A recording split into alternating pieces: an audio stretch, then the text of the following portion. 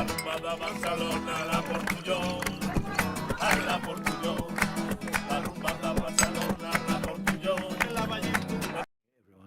you very much for coming along to this press conference of the film, Historias de Buen Valle, Good Valley Stories. We have with us Jonás, producer, José Luis Guerin, director, and Gaelle Jones, producer. Front row, we've got part of the crew of the people who appear in the film. I want to welcome them as well. Please raise your hands so that I can give you the floor. There's a question in the front row. Good morning. David Tello, Cine Sin Cine from Zaragoza. My question is, congratulations for the film, which I think is marvelous, and as well as the people who participated in it, and José Luis Guerin, as well as producers. My question is, José Luis Guerin has a specific footprint and personality, and the others as well. How has it worked? Los Ilusos, what has it contributed to the film? From an artistic footprint standpoint. Well, basically, they've saved me. It's a film that the starting point was almost magma, was like a magma, especially for the lesser favored neighborhoods in Barcelona. It was an exhibition. They asked me to do something in the the Good Valley, Valbona, and I saw that piece that I had to continue. That neighborhood went in much deeper that I needed to continue. So my work method didn't change. It's a constant script that's been written through the shooting and the editing work, and you know that the script is an essential tool to find financing for a film. So therefore, very voluntarily, with ex-students and colleagues, through solidarity, helped me to get close to Valbona in a very precarious way. With Jonás, just like with Gaelle Jones, the French producer who's been backing me since 1995, and with Jonás, well, we met, and I enjoy myself talking to him about cinema, but it might seem crazy, but these are two of the producers who like cinema. The truth is there are producers that don't like films, or they don't enjoy talking about films, and it's always been enjoyable to exchange points of view with Jonás. And when he was going through France and we met at times, he said, well, if I can give you a hand at any time, well, you know where I am.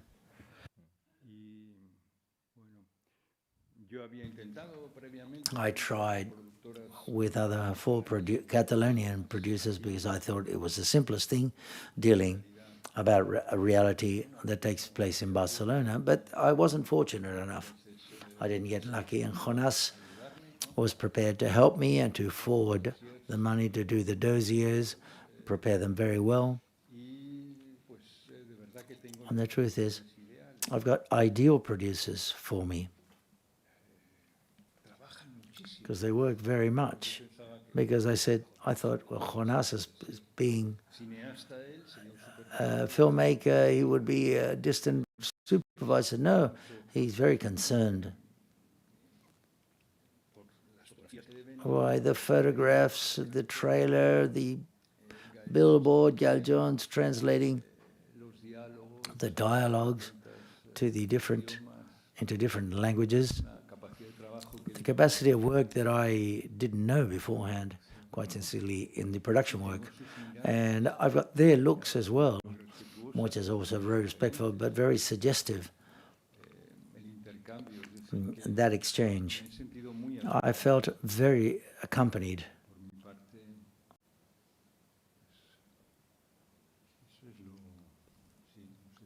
I'm not too sure whether you want to say anything, Jonás.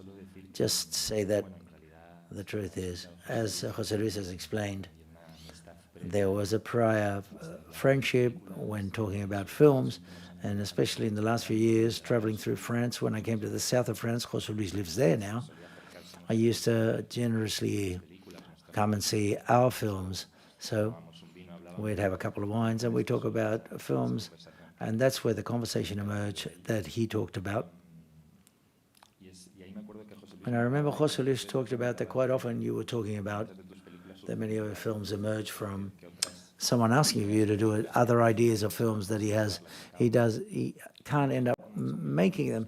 But very humbly he said that being in charge to do something, he can make a film that's his own. And this is the case in construction or other films that are mythical for me. Basically, I was a spectator of José Luis, and my generation of filmmakers has grown with José Luis films, and there's a before and an after. That moment of seeing in Construcción in the film theater, or Ricardo Reguenes Freak, in Las Sombras, all of his films. I think to a certain extent, to be able to participate now and accompanied him very humbly in this new film, it's an honor. It's something that I feel that we owed him, not me, but many other filmmakers that I've spoken to in my generation that have grown up, and perhaps José Luis is the most important filmmaker in many sense in the way we've been brought up with Javier La Fuente, who's my colleague in Los Ilusos. He said there's a possibility, thanks to Javi, who's sitting down there, his daily work, along with Gaelle, just like José Luis said. Javier and I, with Los Ilusos, we've come to José Luis now, but Gaelle's been 20 years faithful to his films. So therefore, I think it's an example of a film that's based upon we people want to come close to José Luis and accompany him on the journey and help him. But basically, the process has been, I imagine you'll tell it, very natural and extended over time. And the rest of us basically have just tried to accompany him in very respectfully.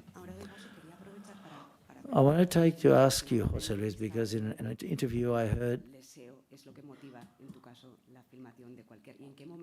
when being you want to shoot this neighborhood, did you know the neighborhood beforehand? Well, when that wish to or desire to film it emerges. When I'm charged to do something, I can't distinguish whether the idea comes from me or from an order or a commission, for example.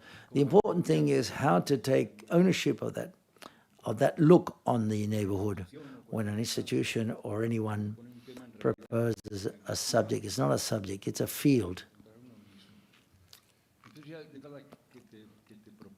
that they propose, or they commission something for me, that makes me want. It's like a sculpture, or a sculptor when he's given bronze or wood for material in order to sculpture something, to sculpt something. I would say, to try to be more concise, it's the moment in which I discover that Balbona, a humble and ignored neighborhood, can contain the big metaphors of the world.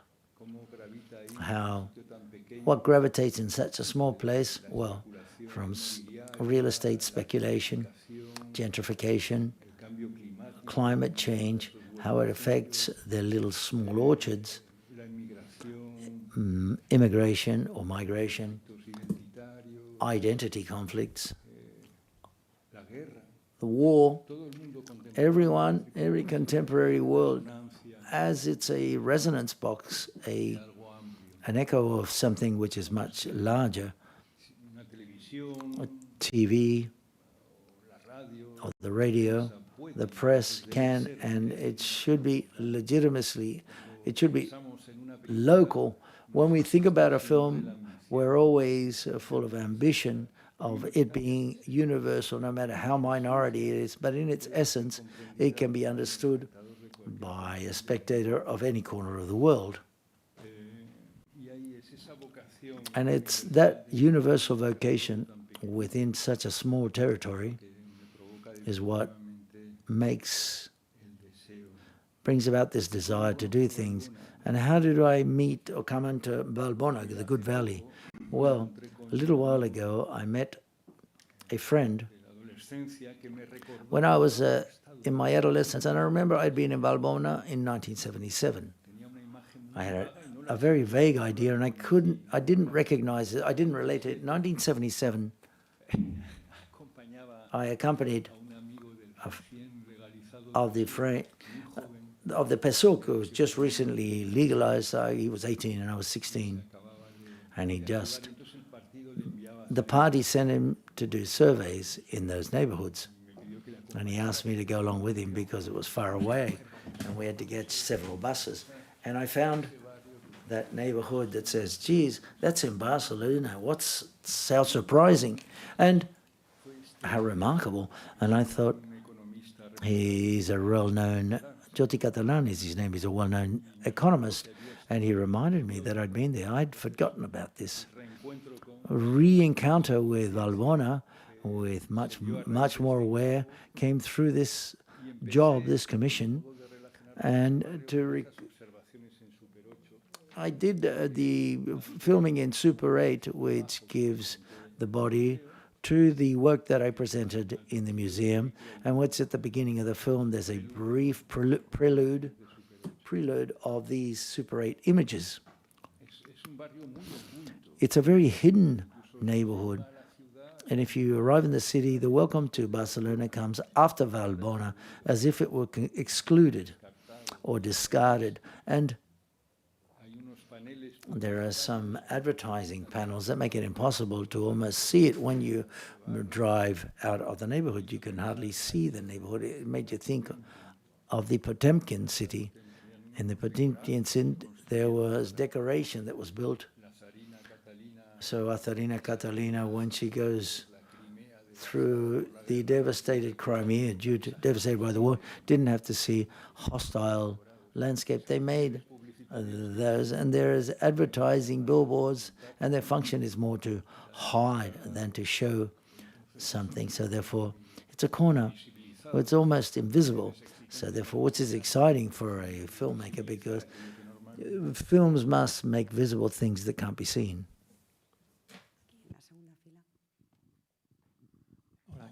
Hi. I would like to ask you about one of the things that I like the most. Well, I've liked a lot of things, but I like the awareness of community and neighborhood. Well, I would like to know whether from the outset you realized that this was one of the great subject matter or issues that the film has, among others, and also your opinion on whether this neighborhood community can stop existing, but that's mentioned in the film, in fact, due to new generations and new groups of people that are coming along. Thank you very much. Thank you. Yes, that's true. It's one of the issues that is addressed in the film. There still exist the testimony of some of those little houses that were built by these people in that informal, spontaneous urbanism generated by the different waves of migration in the post-war, vis-a-vis the architecture of the new blocks of apartments that make it more a dormitory city. These are two elements that are very different. And thus we see the decline of a memory, or demise of a memory, and perhaps the birth of a new identity, perhaps. The film is movement, and movement is based upon that principle, something that declines and something that emerges. I was thinking, but as I said before, when you make a film, we thought of it in universal terms, but I also thought that it'd be a good illusion if that little neighborhood could be used to bring about a certain neighborhood awareness. Have I answered your question? Hi, good morning. Congratulations for the film. Yesterday, in the Congress, they talked about they speculated upon Catalonian, they talked about the purity of Catalonian identity. With Valbona, I said that people, country folk who speak in Catalan, with refugees, with immigrants, with the Roma people, as a Catalonian filmmaker, discovering the people that live in Valbona, which is very close to where I live, by the way, you thought about that. Did you bear in mind what is the identity of a people? Yes, of course, it's an issue which is right on the surface and at the fore of something that happens nowadays. It's a current affair. I'm concerned not only locally but globally with everything that's happening. It's the big threat, the worst threat that is hovering on the world, violence of nationalisms and current imperialisms, and how that can affect my characters, for the ones that I feel affection for. Nationalism, normally, it understands identity as something as static, that we have to mummify it, and it can be placed according to the interests of a certain moment. They are placed in one moment or another.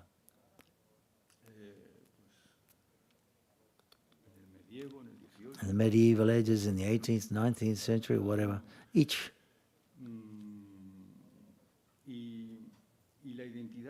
And identity can't be made static. Identity, if it's alive, it's always in movement. It is being built, it's being constructed. And I like the expression work in progress. I like that idea, which refers to my work, but also to that of the neighborhood. The neighborhood which is under construction, and also the construction of a new identity. That is to say, there's an overlap of the memory of the most original country folk, those that came in these successive waves from the south, and the imaginary of the immigrants who have arrived in the 21st century with a new global logic. And what it seems fascinating in Valbona is that you can look at with this juxtaposition, this sum of memories and the absence of memory, which is also enunciated in the film, associated to one of the lovely characters who lives in one of the new blocks. Formally, what I've tried in the film is that the frames could go in favor of that diverse imaginary. What do they see in this landscape of family, for example, from India that has created its small orchard next to the railway line? And what do they see? For example, initially when I arrived, I didn't even know how to frame that. It was impossible. And I gave in almost. I said, how can I frame these small houses here, these new blocks over there? It's a chaos. You can't frame it. It's through knowledge, coming and getting close to those people, that dictates the aesthetic options that you use. Well, okay, this puddle of water that's so humble here allows for people to think about marine depths. Women can be seeing a river in Guinea. A Ukrainian woman sees a shadowy forest.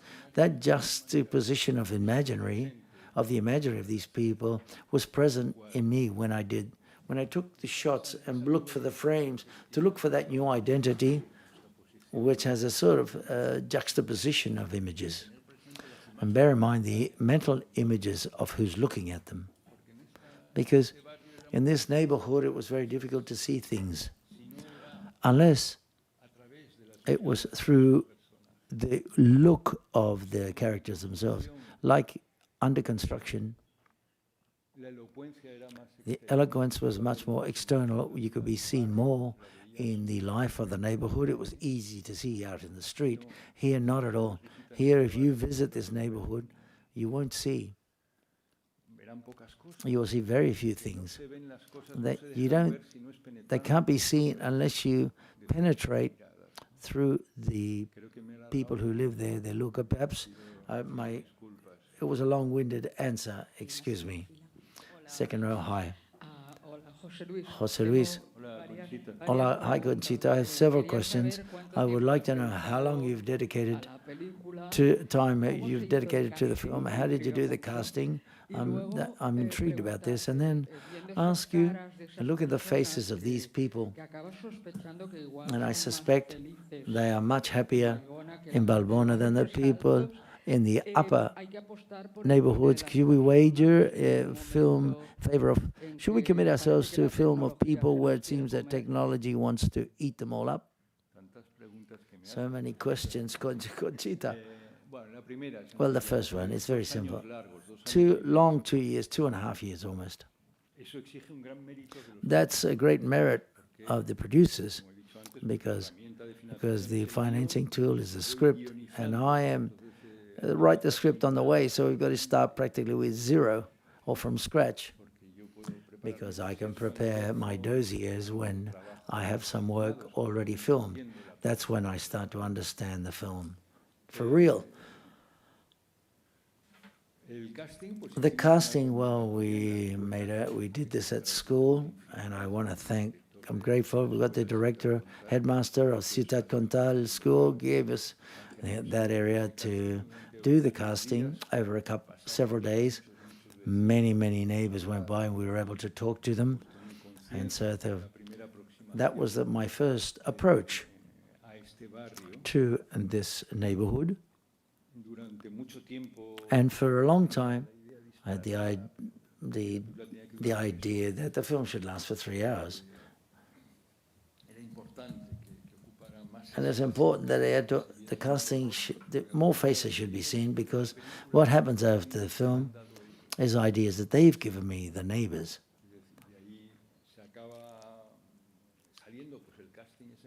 The essential casting of the film, those conversations emerge, and not only the casting, but the reasons that the film addresses and develops later. Choosing the characters, well, the choosing of the characters,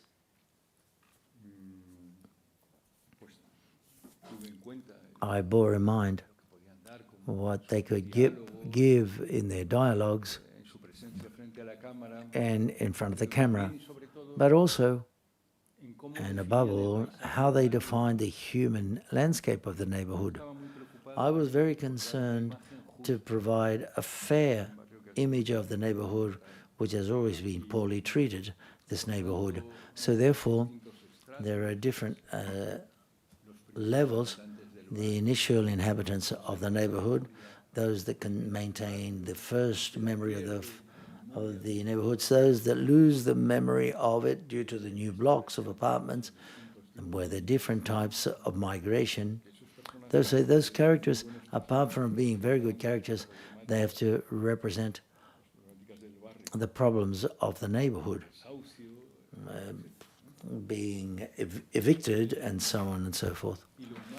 And the human side, I can't understand it in any other way. I know, and that's a limitation that I have as a filmmaker, I must recognize it, that we only film through affection. I wouldn't be able to film my enemy. I find ways to highlight the monstrosity, but I can't film a monster. I couldn't make a film about Pinochet, for example, or Donald Trump. I couldn't do that.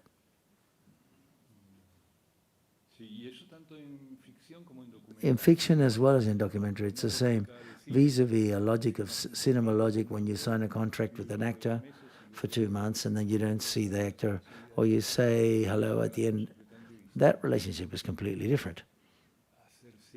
To making films is a way of establishing relationships and bridges. above all. That's the way I conceive it. And you were talking about the technological side of things. Well, filmmaking is craft work, really. It's part of an industry and part of craft. Mine are essentially art, handmade, really. The awareness of what each noise, each image, each cut in the different shots. That's where I feel the great pleasure of writing cinematographically in that sort of like handmade approach. Hi, good morning. Congratulations, José Luis. Thank you, Carlos. A marvelous film, deeply moving. I'm still moved. I wanted to ask you something that partially you've started to answer beforehand. The film starts with a billboard that says "Work in Progress," José Luis Guerin, and then we see the billboard with some casting auditions. The first interventions of those characters are on background that they're not in the landscape yet. So therefore, that made me think of Vida los Partidos by Víctor Erice, which also starts by saying the title of the film is really tests auditions for a film in Portugal. I'm not too sure whether this went through your mind at any time, but I was intrigued. I would like to ask you whether you could develop that concept of work in progress, or what dimension of work in progress does the film have for you? Thank you.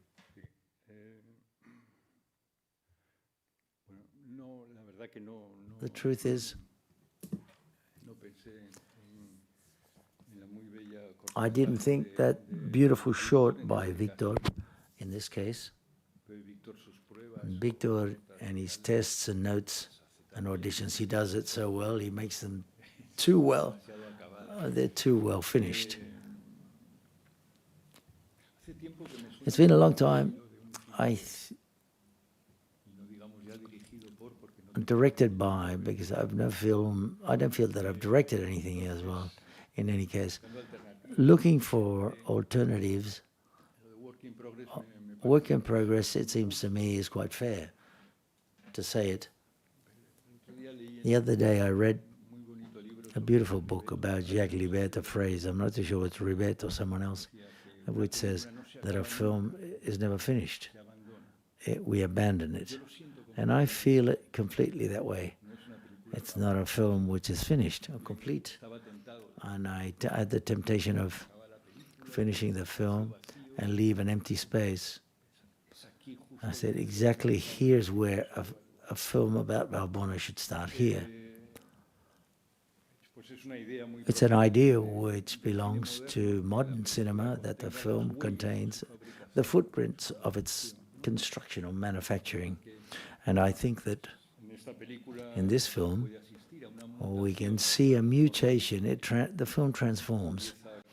And we start with little notes in Super 8, which is the first thing that I shot when I approached the neighborhood, and then the audition for the casting with neighbors, which is a lot of hours of material, but it's a very short edit. Then the film transforms. There are characters who talk to the camera. I think there's a presence of the narrator, someone who looks at the camera. That disappears as the film goes on, and we can see it becomes a bit more sophisticated, the form of the film. It's a mutating film, or a mutant film. And I like that idea. And I think that, I always think about films like this, there should be, it's as if it's a sketch, it's not too closed, the result. And that invite the spectators to watch the film as if something that is really being built, and invite them also to think as a filmmaker to accompany the evolution of the film. And then on the other hand, I feel the Valbona neighborhood is also a work in progress. It goes in parallel. It's a neighborhood that's being built. that's being reformulating its identity. So this shouldn't be closed, I believe. It should be kept open like a work in progress. I'm not too sure whether I've answered your question. Hi. I'd like to know whether there's been a pre-premiere in Balbona, whether they've seen the film, or if it's not the case, when are they going to see it? No, they haven't seen it, no. Some of them who was here today will see it this evening. I've tried for them to see the sequences that they are each involved in the pre-editing before finishing the editing work. They've seen fragments in which they appear. They wanted it, but some of them, if they wanted to, some of them didn't want to. They prefer to see it finished. So no, the film, they've not seen it, and I'm looking forward to see how they look upon the film. Hi, good afternoon. Congratulations for the film. Thank you. Two things. The first of this, the language is multiculturality, but the music is multicultural as well. And I think we should highlight the presence of music in the film. I'd like to know whether this is a spontaneous issue that was recorded, or you planned inserting, and quite legitimately, of some of the films that maybe represent these identities. Secondly, so let me answer this first, otherwise I'll forget. So many interviews, I don't remember some of the questions people ask me. Well, okay, I've never imposed the music. It emerged from them. What happens at times, we've recorded things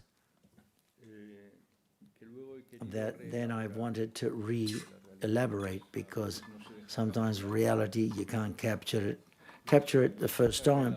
So when I re-elaborated it, I wanted to be strictly faithful, loyal to the music that I'd recorded, which I brought a lot of problems of music rights. But I wanted that to be there, that music. Another thing is the overture music, which is a composition, Wanana Tsimonian, in jazz, with a trio in Paris, just at the beginning of the film. But that musical diversity comes from them. Yes. And the second is about that of sound. It seems that sound is transcendental, and it forms part of the cinematographic experience in this film. I'd like to know whether you could talk a bit more about sound, whether you had any difficulties, above all, in the scenes that are recorded outside.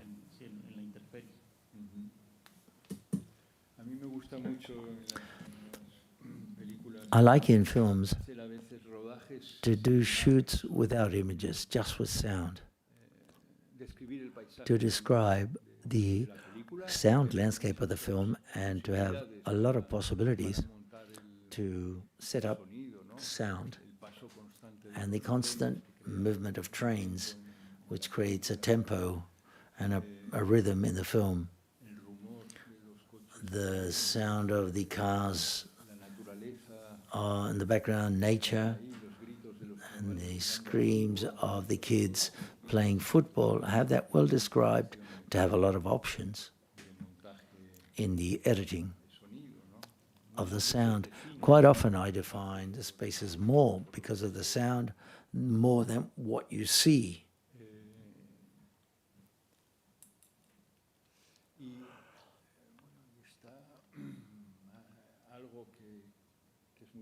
And there is something that's very beautiful for me. The people that have a more rural origin, singing continues to have an essential relationship with different with what is verbal.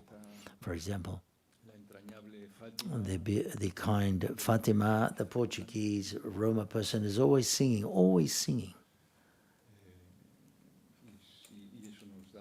and that gives us, I don't know, one of the things that I noticed in Balbona is most of the inhabitants, a large amount of them, have a rural and country background. They find themselves in a situation in which they've lost the popular country, popular culture they come from, and quite often they've not integrated themselves into the new urban culture of the capitalist city, which is in expansion, which takes them in. And you feel that there's a lack of being rooted, or that the end of a country culture in a space which is in becoming extinct, that Portuguese woman who, and it moves me how she survives so naturally. Almost a pagan culture that survived in the forest, that can give a meaning to a dry tree. And it connects me with Daphne becoming a tree and transforming into a tree, and those myths that the witches had in the forest, the survival of something which is quite atavic. I forgot the question. I've said a lot of things. Time for one final question here, yes? I don't remember. Yes. Oh, okay. No, it was a surprise. No, please talk about the final shot of the film, which is so poetic, so beautiful, which I thought, how did that happen? Did you all see the film? Okay. Otherwise, it might be a spoiler for some. That final stampede was important to place the reality of that neighborhood vis-a-vis the urban order.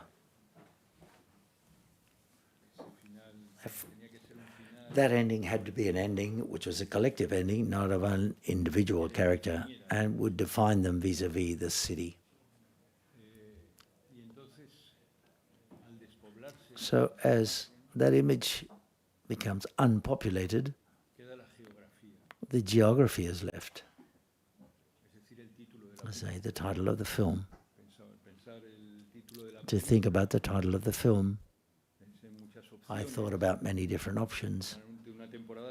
At a certain time, I thought the title should be To the Margin, but someone made a film with this title. So I felt obliged to change the name. Jonás made me see that it was joy, but it was a horrible title, Al Margen. And Good Valley Stories, I think, is much more eloquent. So I wanted a title that had the echo of the name of the neighborhood, but it wouldn't be the neighborhood. It had to be the geographic framework. It's a space through which many stories circulate, a lot of characters, a lot of different levels. And what brings that all together? The geography, a valley that for the first inhabitants was perceived as being good, a good valley. So it's the geography which gives stability to this constant mutation that this place goes through. At the beginning of the film with the title, you can see the skyline of that valley. And I thought that the end had to conclude necessarily also with the geography, with the space that has given testimony to all of those stories. Well, okay, we've run out of time. Thank you very much. Round of applause for everyone involved in the film. Thank you.